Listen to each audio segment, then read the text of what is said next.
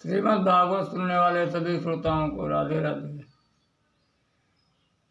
पिछले पार्ट में हम सब ने सुना कि धुंधली और उसकी जो सहेली थी आपस में बात कर रही थी। तो धुंधली कहने लगी, बहन मैंने सुना है गर्भिणी स्त्री ज़्यादा तेज भाग नहीं सकती, तो उसकी पड़ोसन ने कहा कि भाई तुझे कौन सा दौड़ में हिस्सा लेना है, कौन सा कहीं जाना है। फिर उस और कहने लगी, अगर देववश अगर घर में आग लग गई तो मैं कैसे भाग पाऊंगी। तो उसकी पड़ोसन ने कहा, तू ऐसे कुतर्क क्यों कर रही है, देख खाना हो तो खा ले। फिर धुंधली ने कहा कि बहन मैंने सुना है कि सुखदेव जी माँ के गर्भ में 12 वर्ष तक रहे थे। पड़ोसन ने कहा, मैंने भी कथाओं में तो यही सुना है। तब धुंधली कहने लगी, सुखवन निवसेद गर्भम में तदा में मरणम भवेत।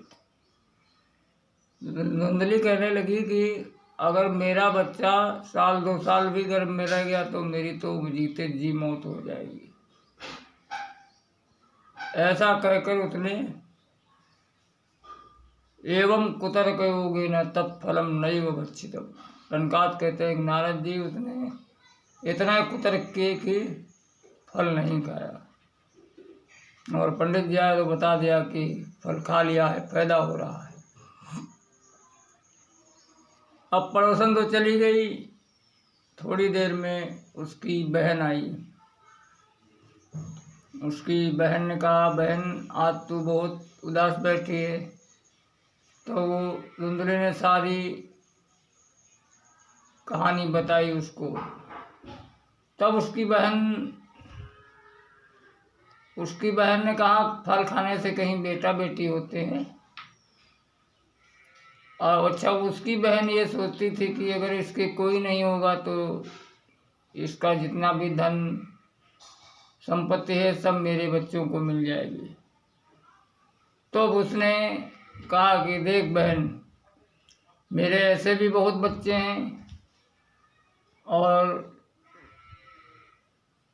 जो अब की बार होगा वो मैं तुझको दे दूंगी और उसके बदले में मुझे थोड़ा सा धन दे देना। ऐसा करके उसने धुंधली को फल नहीं खाने दिया और कहा कि ये फल तू अपनी गैया को खिला दे, और इसके भी बच्चा नहीं हो रहा तो फल की परीक्षा भी हो जाएगी और इसके बच्चा होएगा तो बच्चा हो जाएगा, और नहीं तो अब जब मेरे अब तक बार बच्चा होएगा तो मैं तुझको दे दूंगी।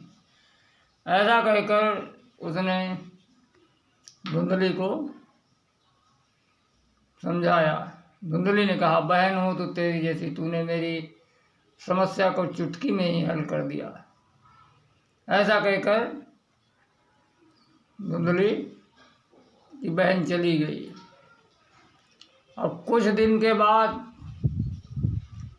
धुंधली के बहन के पुत्र पैदा हुआ तो उसने रात में आकर धुंधली को दे दिया।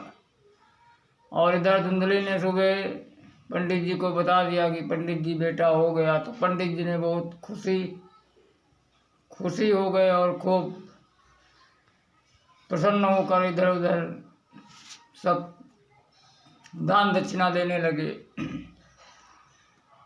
तथा उसके 3 महीने बाद त्रिमासे चांडिर्गथे चाथ साधेनु सुसवेर्भकम सर्वांग सुंदरम दिव्यम निर्मलम कनकप्रभम।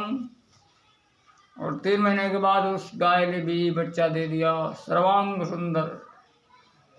वो संत के फल का प्रताप था, इसके लिए वो स्वर्ण के समान कांति वाला पुत्र पैदा हुआ। और जब दोनों बच्चों का थोड़े दिन के बाद नामकरण गाय के बच्चे का कान गाय जैसा था, इसके लिए गोकर्ण वो आत्मदेव ने उसका नाम गोकर्ण रखा। और जब धुंधली के बच्चे का नाम रखने लगे तब धुंधली बोली कि 9 महीने मैंने पेट में रखा है और बच्चे का नाम मैं रखूंगी। तो पंडित जी कहा ठीक है भाई, नाराज क्यों होती हो, तुम ही रख दो। तो धुंधली ने कहा कि मेरा नाम धुंधली और मेरे बेटे का नाम धुंधकारी होना चाहिए। इस प्रकार दोनों का नामकरण हो गया। अब चेत्तकालीन तौ जातो तरुणो तनया बुभौ। थोड़े दिन में दोनों ही पुत्र बड़े हुए। गोकर्णा पंडितो ज्ञानी। गोकर्ण जी तो महान पंडित विद्वान थे और जिधर से जाते उधर सभी उनको प्रणाम करते। लेकिन धुंधकारी महाखला, और जो धुंधकारी था वो बहुत ही दुष्ट था।